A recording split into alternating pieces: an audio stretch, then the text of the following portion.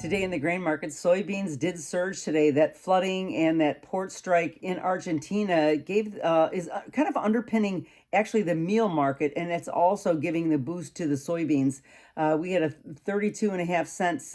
We were up today. We got up to 12.47 and a half. We're up 91 cents just since last Wednesday. So the market really has gained a little bit of momentum here. Right now, we're adding to the options, the calls, and the puts right now. We still have 124 open interest on the calls, 128 on the puts. Those are numbers that are continued to build.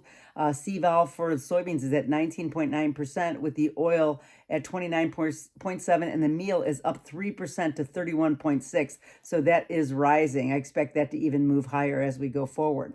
Now, corn was also higher. That Friday USDA report is expected to be bullish, and I think that it's going to be possibly bullish across the board for the grain market. So we're going to watch for that.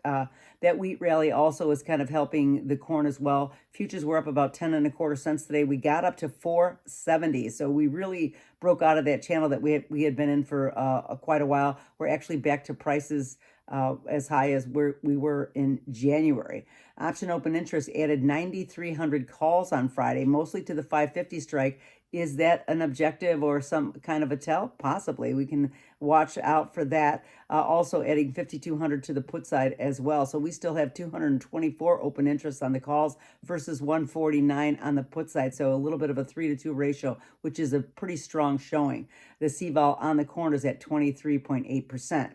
Wheat was up again. Those futures just pushed well above that 200-day moving average. The trend has turned completely bullish and is gaining momentum. That short covering scramble is on right now, and perhaps that it's been on really across all the grains, going on today. We knew that it possibly would come, and certainly here it is with that USDA report coming on Friday. I think that kind of kickstarted the market here today, and certainly with the Fed putting that rate cuts back on the table is really impacting grains and impacting really a lot of markets right now. In wheat, we're also up 3.5%.